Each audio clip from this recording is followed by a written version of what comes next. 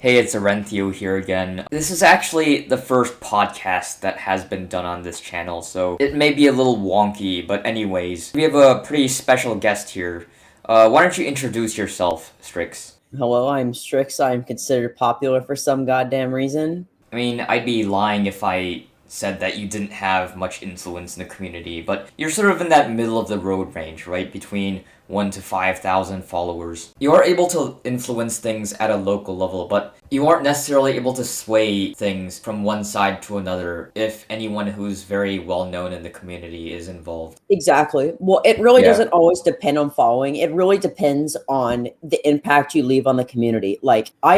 Because there are a few ways to get into this community. That is to become probably the easiest way at this point is to become a furry memer, which is the approach that I did. And I didn't even do it to become popular. I just did it just because I thought it was fun. So Yeah. people kind of picked up that formula. Like, you know, the ones, the people who shit post on Twitter. And that's kind of like my thing. Like, I'm Right. not the one who's making streaming. I'm not the one who's streaming and trying to work and doing art. Like, and it's kind of sad. And it says something about it's kind of sad how someone like me can go in with not very much effort. I just think of jokes to post, and I become popular and I gain influence. Meanwhile, artists who work their asses off can just, for example, like I can literally tweet the word fart and I can get 100 likes. But I see artists that are working their asses off on these amazing art pieces, and I don't even see them get 5 likes, and it drives me. I usually, when I see that, I usually try to retweet it as to give them access to my follower base, and usually it'll start blowing up. Like, I've seen many tweets just by me retweeting it, then blowing up. Like, I actually did 20 yours. One thing I've noticed was there are slow tracks and there are fast tracks, right? Like you mentioned earlier that artists don't necessarily get a lot of recognition 99% of the time, right? So gaining influence isn't necessarily how much effort you put into your social media account or how much talent you have and whatnot. I'm not saying that's always the case, but that's sort of the general rule I've noticed across furry social media.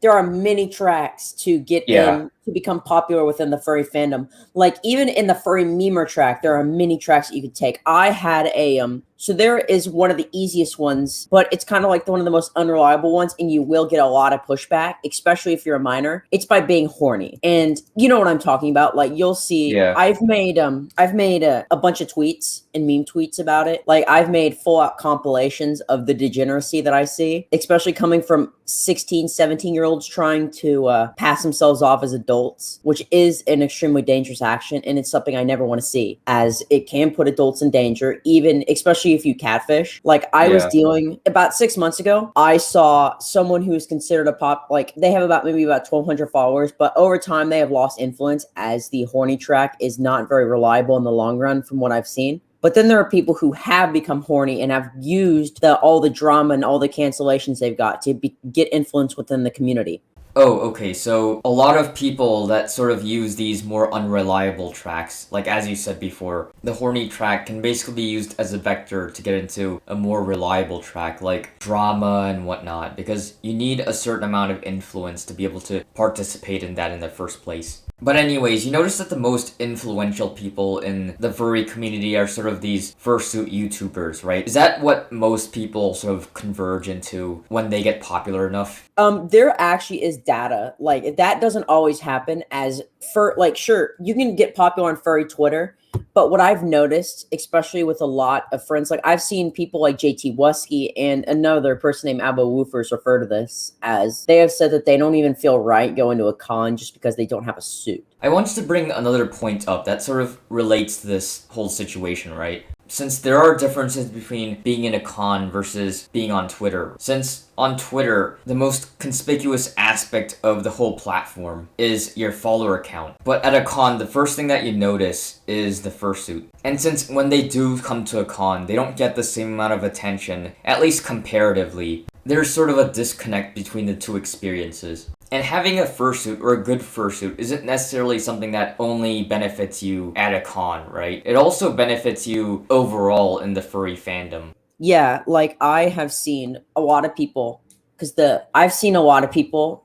go with or becoming memers to get exposed to becoming memers and then posting their art and seeing if it blows up. Like I've seen so many artists like just like get treated like crap and just become, and I've seen people's art being constant like talk shit about. I've seen artists just completely getting ignored. Like here's a friend of mine. I'll pull up. I'll find the tweet. I'll send it to you later, but he was talking about how he was at maybe about 200 followers, which is kind of like your normal Twitter furry. Because like usually you'll find some people, because usually you get the ones who follow like fucking everyone. Right, so like that 200 follower mark is the median of the average furry, right? At least for the ones that invest a relatively significant amount of time on Twitter. Yeah, like you can. Oh yeah, there's a bunch of tracks to becoming popular in the furry. Also becoming popular. There is the clout chaser one, which is, in my experience, if you don't keep on doing it, you aren't going to be successful. What I have done with my base is I have learned to become friends with people who like me, and usually they'll hang out in my Discord and they will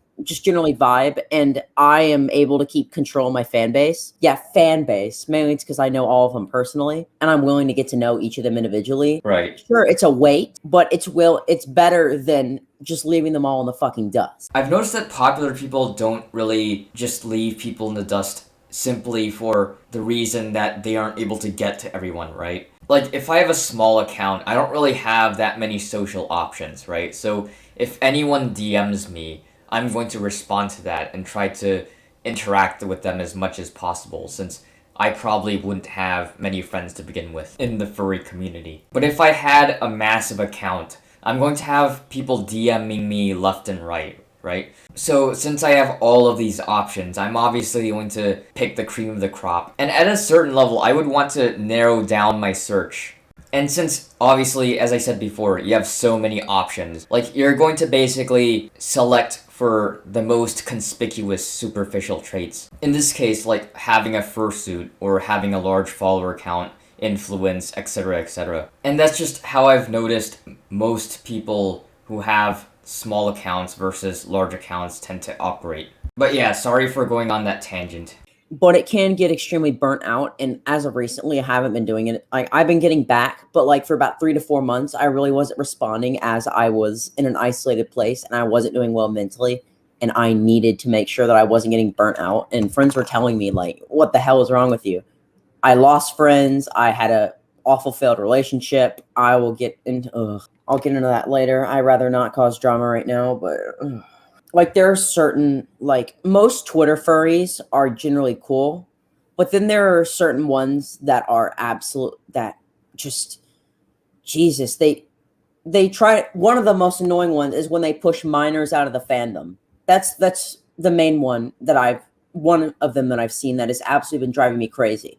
Because I will see them talking about how, oh, I want to have my space to do sexual stuff, but I don't want minors in here.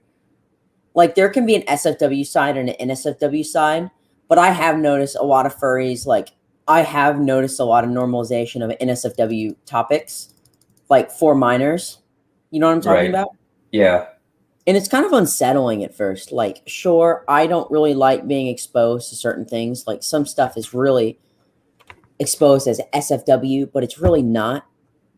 Like, I'll see some art pieces that are very suggestive. I mean, my only issues with minors in the furry community isn't the fact that people aren't allowed to show NSFW art, for instance, right? Like, the thing I have against the whole minor situation is if they gain a significant amount of influence in the furry community, they're still sort of assumed to be excused from a lot of the responsibilities that are sort of expected of non-minors, right? Like, a really good example of this would be, I actually made a video on this, the whole Bellatoon situation, right? I'm just going to paraphrase just for the sake of this argument, but she wasn't actually a minor herself, but she did pass herself as a minor, right? To avoid some of the responsibilities of the whole scamming situation that ensued, including my friend. Like, she got scammed out of hundreds of dollars. But the point is, the popular artist tried to excuse herself by saying, oh, I'm a minor, right? But the point I'm making is, if they have a lot of influence, they have the ability to harm others significantly. Like, I have autism, right? Just because of the fact that I have autism doesn't mean I have the excuse to scam people out of a lot of money. Oh, you can even use the DHC situation, and I do Yeah. think that is a massive problem. How to call people out? You need influence. Like even if they are the shittiest human beings imaginable, they can still have simps, and they won't really have accountability. Because even then, even with people like Kiro, like that was the fact that people. The only reason he actually got called out was because his opposition was actually larger in that instance, right? Like you had Majira and like all these other popular furries like lining up against him. Yeah, but also even when you're at a higher, you will have people who there are certain levels of like popularity. Like it isn't even dictated upon follower count. Like I have a friend by the name of Blue Wolf who had about 2 call out posts yesterday for just being so. You know what? You might see it in your timeline. He just like puts furry posters in public occasionally. Like, sure, like people will find it cringe. And there were like 2 posts about it, and both of them gained traction. People were calling him a fat, and people were straight up bullying and talking about like, sure, he's 17. Sure, he has 24,000 followers, but he still isn't in that clique like of richer furries. Like a popular shooter. He's not. He is only 17. He has a partial, but that's all. Yeah. And it isn't even like an expensive partial from a straight brand name maker. Like it isn't like a Fursuits by Lacey or one of the like honestly I would love a Lacey suit, but I don't really think I can get in on the raffle. And plus I really don't have $5,000 right now. And honestly, I think the raffle thing isn't necessarily a raffle, right? They choose the most popular person that happens to get in, or there's always a backdoor, that's all I'm saying. Oh, there always is to most situations, and I think we need to make the backdoor as small as possible because you can't eliminate it completely, no matter how much we try. We need to make it as small as possible to the point where it's insignificant, and maybe only one person can get through it. Right. Like just a little tangent, but yeah, like I do have status in the community that I used to go to, but the reason why I left was the fact that it was pretty reactionary and homophobic and whatnot. So, I would rather be here. Sorry? Reactionary communities are generally everywhere, and I think reactionaries should be cast out as they are, because being a reactionary, you can use that logic to justify just about anything. Right. But the point was, some issue wasn't really being taken seriously, right? And as soon as I made videos with basically the most popular person in that community about that topic, all of a sudden it became common sense, right? Before then, it was sort of dismissed as a non-issue when it was actually an issue. And as soon as I actually made those videos with that person, it all of a sudden became like common sense, right? So opinions can switch at a dime depending on what popular people say. Yeah, so that is like true. But it also depends. Yeah, go ahead. Oh, in the furry fandom, popularity isn't even really based off a follower count anymore. It's more of like how many simps you have. Like simps don't indicate follower count. Like there's some people like I could put my simp number at like maybe like 30, like diehard, like, but I know most of them, so I can usually keep control of them. And usually if BS starts, they'll defend me. But I am not going to use that to my advantage, as if I fuck up, I need to be held accountable to my actions. And I think everyone does. But sadly, when you have hundreds or even thousands of simps pumping up your ego, you are not going to be able to recognize real problems. And that is a major problem. And I think simp culture has really taken a toll on people and given insane egos when you really shouldn't have one. Yeah, you know, and there was this some popular furry was talking about, like, I'm not going to say the name because I don't want to be destroyed, but like someone apparently made a post saying, I'm tired of when people say if you don't have 5,000 followers or more, like, don't talk to me, right? Like, I'm tired of that being said. Yes, and the popular furry basically said that no one said those, like, paraphrasing that in particular, right? But it's not the fact that people say that directly, right? Like, if you're a racist, you're not going to say, I don't like this They'll use ethnicity, right? euphemisms. Exactly. Or like, the point is, it's not the fact that they say it overtly, it's their actions reflected. Yeah, well, it's a euphemism, basically. Right. And as much as I can deny it, I can usually see right through it. Like, I'll usually try to get more context, and I'll usually ask for it. If there is a case, I will like go to their friends and see, oh, are they actually doing this? I will actually, you can actually see if their friend group is just like, there are certain like furry groups that like grew together, like kind of like my friend group, like we kind of grew together, as to say, like I've known them since like 200 followers. And now we're at like 4,000. I've known them for about 6 months, and we kind of grew concurrently because occasionally new popular furries come in waves. I haven't even really seen very many new popular furries recently, which is kind of interesting. Also, I've noticed that someone made a really good, really intriguing. I had a really intriguing conversation with one of the people on the Discord server, right? And apparently the furry community doesn't seem to be a situation where Gen Z or boomers tend to have a lot more power, right? It's more concentrated within maybe the millennial group, right? But not all millennials. It seems to be more of a specific group of people rather than an age range, right? With popular furries. Like they're friends with each other, so they gain influence like with each other. That's why when things like pedo or Zeus comes out, it's never really acknowledged until it gets so bad that even other popular furries can't really cover for them anymore. Like they can't afford to do so. It's very dangerous, as I don't even think the fandom learned from that. And also even just, I think the fandom learned a lot from the Kitty for Minty stuff too. Yeah, I've noticed that as well. Like, I've noticed that despite how many times awful crap happens due to the same reasons, there seems to be this perpetual lack of consciousness. Like, the community's been in stasis for years in this regard. Yeah, like my friend, I actually haven't really seen very many popular furries even cover it.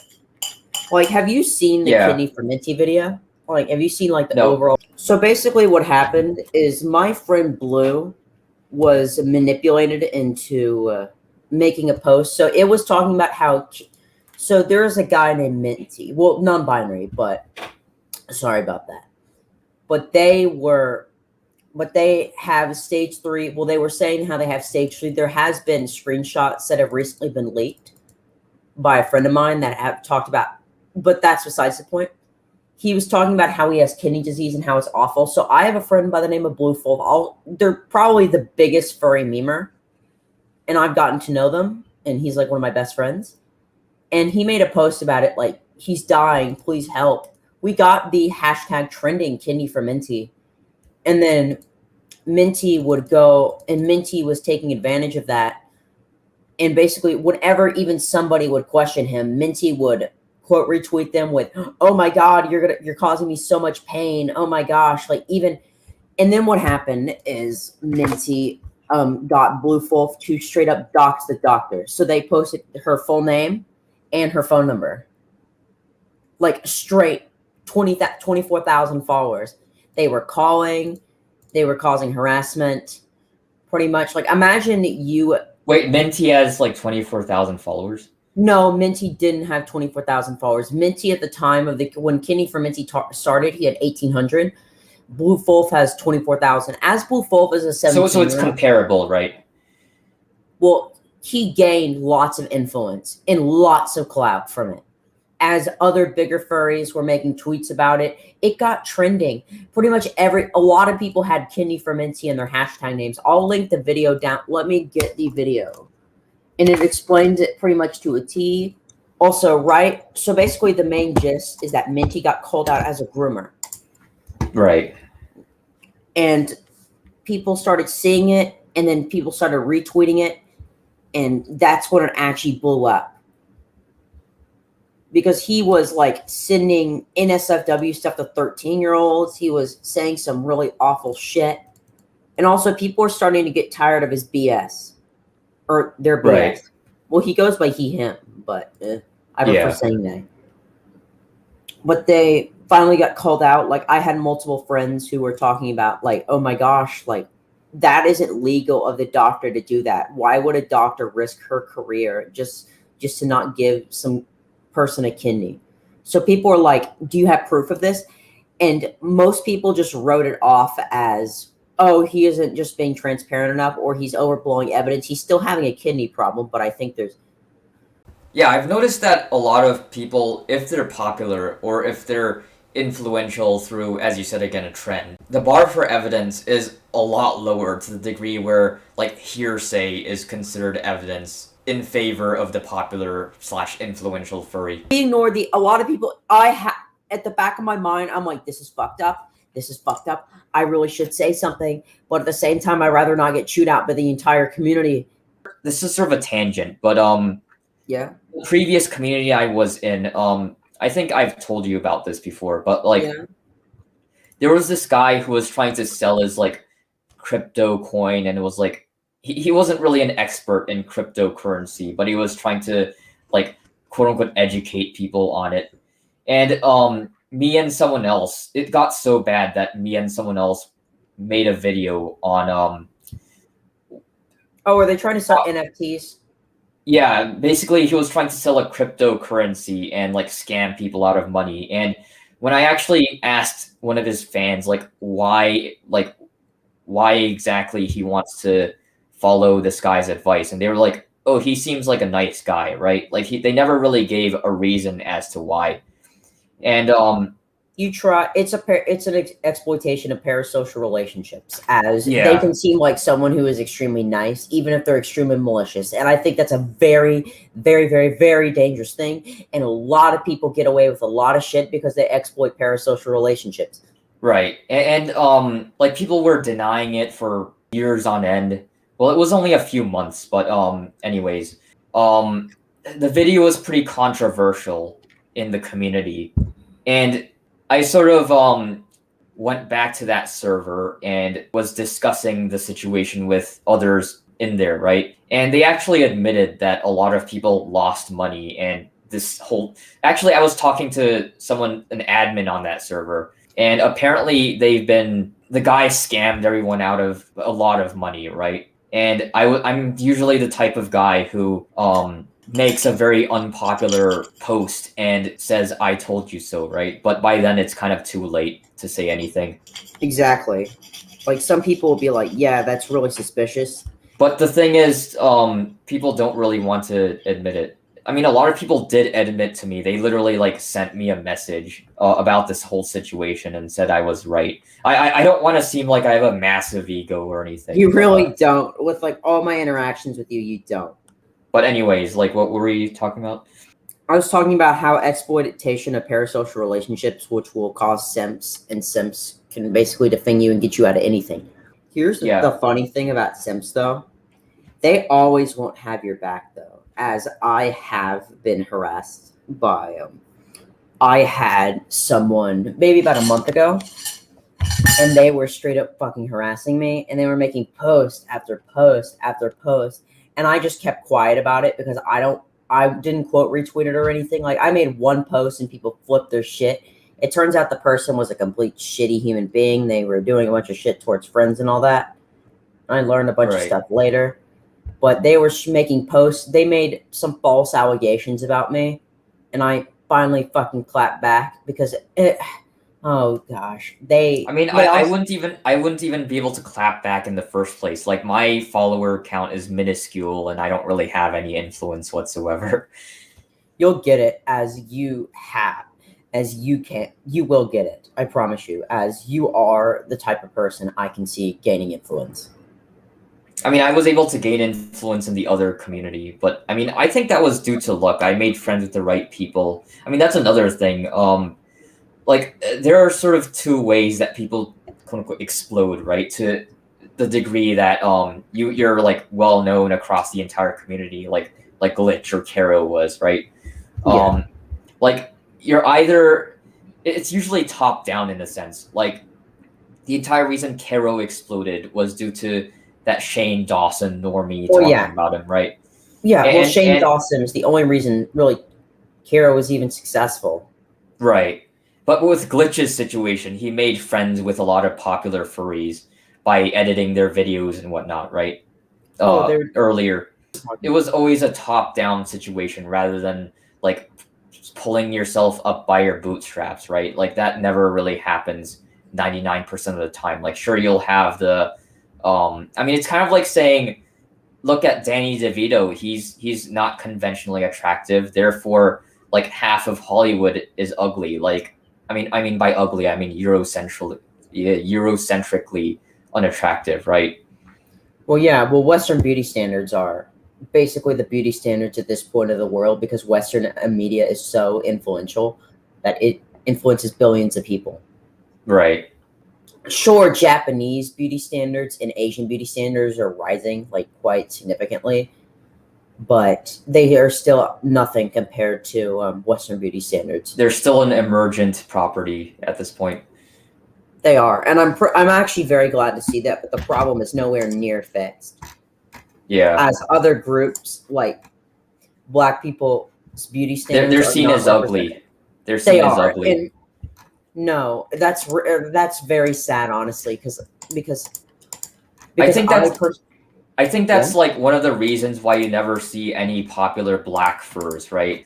Like people see them as ugly, so they don't really want to support them because like there's sort of this halo effect. There's like have you heard of the halo effect where I where haven't. people are treated better, they're perceived as being better people because they're more culturally attractive. And black people sort of have the opposite effect, right? I like to call it the phalo effect. And if Yeah. you've seen the have you seen that documentary? It was called The Ugly Asian Model. No, I haven't. I'll go look it up after.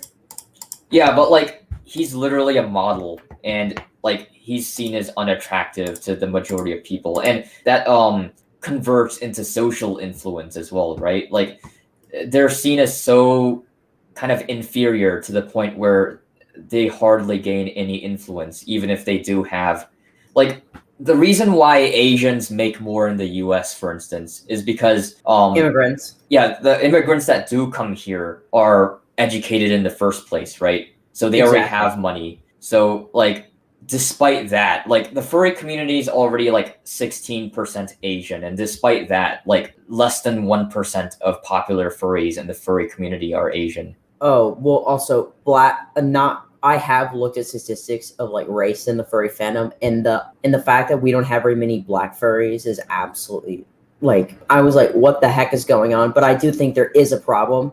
And I think I touched this on another video, but I think the reason why black furs aren't really I think there are a lot more black furs than we'd like to admit because like if you look at convention statistics, like they're overwhelmingly white and whatnot, right? And that's Yes. because they can actually afford to come like at a systemic level, and black people generally don't have as much money as other Yeah. ethnic groups, so they're not going to be able to go to cons. So I think there are actually more black furs than we'd like to admit on the internet, but they don't really have any influence because they can't afford to buy fursuits or buy these consumer goods and whatnot. Like Exactly. profile like your profile picture, right? Yes, Fawn stuff is expensive.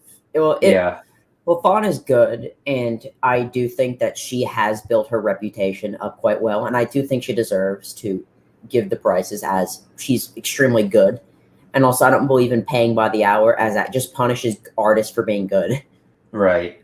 Like, I do think there is a serious problem in the furry fandom. Like, I don't think it's welcoming towards all races. Yeah, because you've probably been living under a rock if you haven't noticed that buying a fursuit, for instance, raises your social capital in the furry community. Oh, it absolutely does, from what I've seen. Yeah. A lot of people deny it, but you see it so much. I will even prove the point myself. Like, I know a lot of people, like, there are some spaces I've noticed that you won't even really fit in at a con sometimes if you don't have a suit, which is a serious problem to me, as the fandom should be accessible to everyone.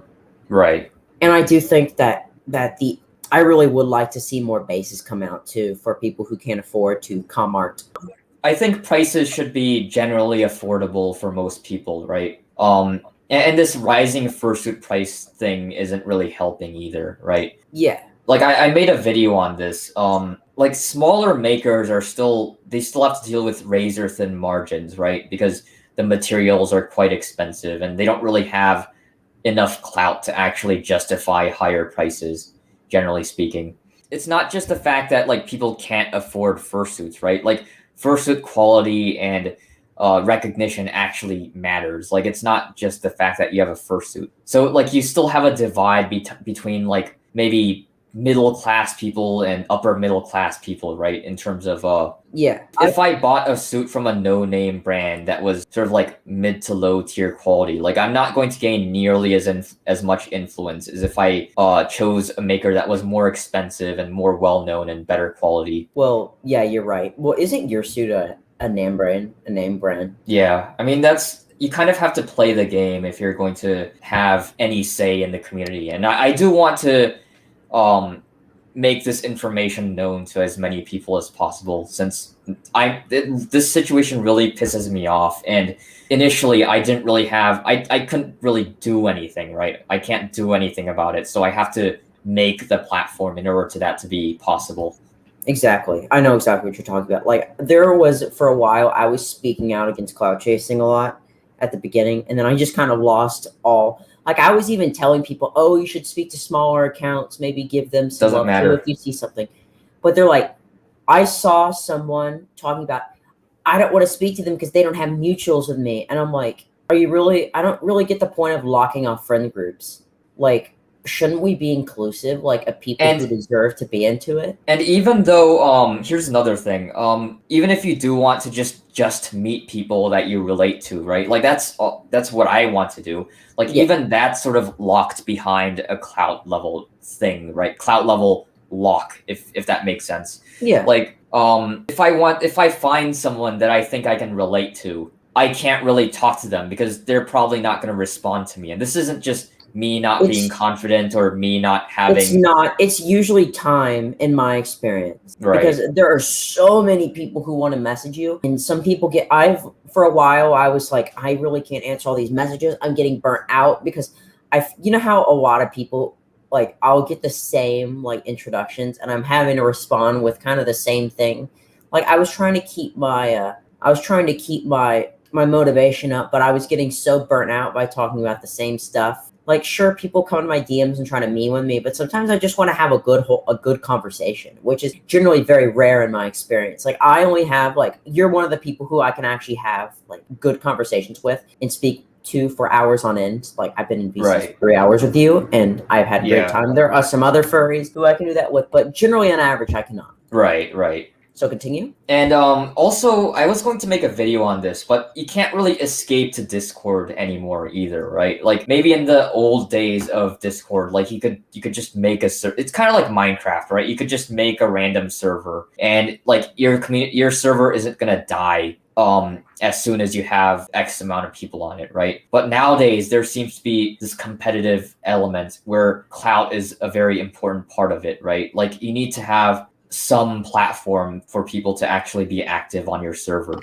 Yeah, people are kind of active. My server is going to become more active once I'm going to be putting it public soon as I want. So basically, when I first, I'm going to go on a tangent here, but when I first joined the furry fandom, I joined a few Discord servers. I really just didn't click with people as I didn't have a persona at the time, and people really weren't like giving me like. I felt lonely. I felt isolated. I know exactly what you mean. Like, if you're a lurker, no one's gonna respond to you, right? And Yeah. I've noticed this as well. Like, if you have status and if you're in one of these Discord conversations, when you say something, people will listen to you. But if you don't have status, it's kind of pointless to say anything unless, like, even if you have like the highest IQ argument, like no one's gonna listen to it. Argument should be based off ability, not who says that. That is a very hot take that I have. Right. And another thing is that people, if you have status, people will defend you regardless of if your argument is airtight or not. Well, it's very easy to straw man commit logical fallacies. Straw manning is generally the most common. And straw manning really isn't a furry issue. It's an issue with humans in general. Right. Especially in social media in general. Yeah, and generally just kind of shaming and lots of ad hominem. Like, even if you speak out, it really depends if you even say something, you'll get people attacking you, and then they'll come back and try to be or claim being the victim, which is the stuff that really pisses me off. Like I've had like that's even why even though they're the furthest thing from being one, right? Like they're just I don't know, upper middle class white cis whatever. You know what I mean, right? Yeah, I do think that. Also, I have a hot take here, but I do think that the is even though the community is generally welcome towards trans people, I think that it isn't welcome enough. Right. Like if I've sort of forayed into the trans community, and there's this whole debate between whether people should be considered trans after they've had surgery, or if they haven't gotten surgery, or if they've taken hormones and whatnot, right? And that sort of shuts down people that may not be able to afford surgery, or may not be able to afford hormone therapy, right? Well, yeah. And another thing is you have to be conventionally attractive when you do transition in order to be taken seriously in the trans community. Sadly, that too. Trans people of color have generally been oppressed. Yeah. Which is, I've seen that a lot. And I do see trans people of color trying to speak out, but they're completely silenced. Right. Yeah, they don't have a platform, even though they make up like a large portion of the trans community. Exactly. Like I know trans people of color, and they've talked about how they don't feel represented. And I do think it's also there are people who try to gatekeep being trans, like, oh, you kind of like what you were talking about. Oh, if you don't have a sex change operation, then you aren't trans. Even if they don't say that, like they're going to their actions are going to reflect that rather than them literally saying that, because they'll be canceled if they do that. But like no one does that. Well, they will just use euphemisms. That's all. Right. Yeah. It seems like people with Blair White, like I do think that sure, Blair White is a very controversial creator, and I do think she has some awful takes. And she has said kind of like, because you know what trans mean? Like trans is basically if you don't identify with the gender you were born with. So that also includes non-binary people. Like I remember Blair White saying, "Oh, non-binary people aren't trans. By the definition, you are transgender. Quit trying to gatekeep who you are out of your own insecurity." I see this with the LGBT community as well. Like I made a video on this. Like biphobia, acephobia, yes. Also, like you have to be white in order to have any influence in the community. Like you're gonna have the token minority, but like overall you're kind of just shut out if you're not attractive conventionally. Yeah, it's also sad how much erasure of LGBT people of color have gone through. Yeah, as basically they have played such a pivotal role in getting rights, and people will absolutely deny history out of their own feelings. Right. Like even with Stonewall, like the Stonewall riots, it was started by people of color, if I remember correctly. Right. And it's sad to see the erasure. It's also, there is an erasure of bisexual people, which is a problem. How I will see generally cis gay men who will talk about, oh, you aren't as LGBT as me. Yeah. I've noticed that the trans community is a lot more welcoming. Like, sure, there are trans medicalists who gatekeep constantly, but they are a big problem. And even in the furry fandom, I don't know any trans medicalists, as they have been canceled from what I've seen. But the ones who speak I really haven't seen any that speaking euphemisms, and I do think that euphemistic language is something common in the furry fandom. Usually I can see what they're trying to say, but most people can't. As also, you really can't cram, like you can cram some basic euphemistic rhetoric into a Twitter post, but usually you'll have to go more in depth. You know what I mean? Yeah.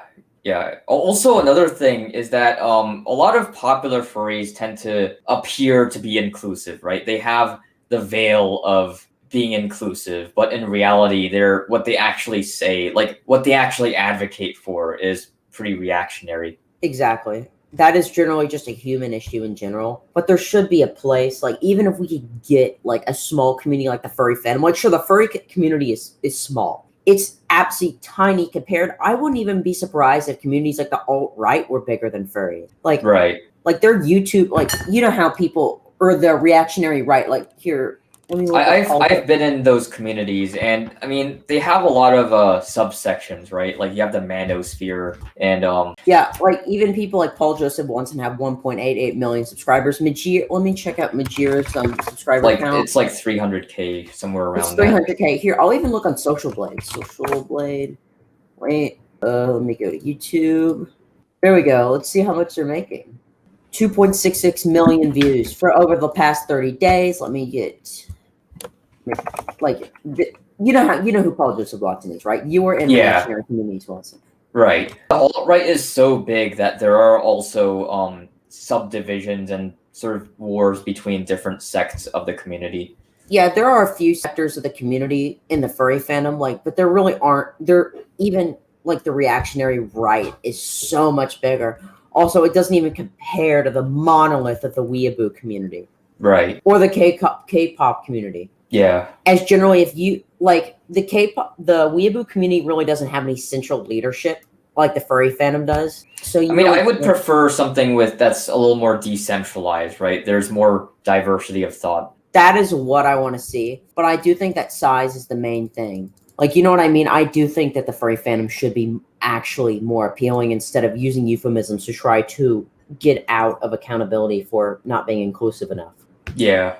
Ever note, even with just black people not being included, I can really only think of a few black people in and people say that, oh, look at Sonic Fox. I wouldn't really consider him part of the furry community, right? I can say look at George Takei, he's gay, oh look, the gay community is so diverse, but he just identifies as being gay, right? And he didn't gain his influence being out about it, right? He gained his influence pretending to be straight in Star Trek. Oh, you can use that logic to justify a lot of things. Right. Let's just do it with the reactionary right. Let's just start with that. Yes, we have the one, or it's kind of it's a lot like the I'm not racist, I have black friends argument. Yeah. I've noticed a lot of extremely reactionary, just people in general using that argument. So usually when I see that argument, I try to distance myself from it, as it's dangerous and it can lead to extreme amounts of bigotry. Right. Other points you want to hit? The sort of rat race that people are in terms of gaining status, right? You need status for everything, basically. You can't just people say, oh, your experience in the furry community is what you make it out to be. But honestly, I would disagree with that. You need status to access certain things in the community, which may seem pretty basic in other communities, right? Yeah, I know exactly what you're talking about. There are ways to. I do think there is a hierarchy in the furry community, and I do think that not acknowledging it is extremely reactionary. And there are ways to get up. There is the clout chasing track. You know how furry trends work, or generally just Twitter trends in general. One of the most common is your third at. That's a common one, and you can gain a ton of clout from just even doing those posts, and even just doing simple Fursuit Friday. But here's the thing: Fursuit Friday requires something, but all you need to do is just think, all you need to do is have a cute persona and type in your third ad is a femboy. That's a common one I see. Yeah. Or just kind of make suggestive posts. I see a lot of that. Or just be really fucking horny. I remember. Unless you're unless you're considered ugly and you showed your face, then that's another thing. If you're ugly, then it's creepy. If you're at over a 5 and you're white, then it's that's what really pisses me off. I remember posting a face reveal and getting 300 likes. Yeah, I don't want to post my face ever, honestly. Haven't you though? I thought you had. No, I deleted it way before, way back. But I remember certain friends of mine who are attracted posting their faces, and they were blowing up too. A friend of mine got 300 likes on it. Another friend got 300 likes on theirs. Generally that's the average. And how much money also.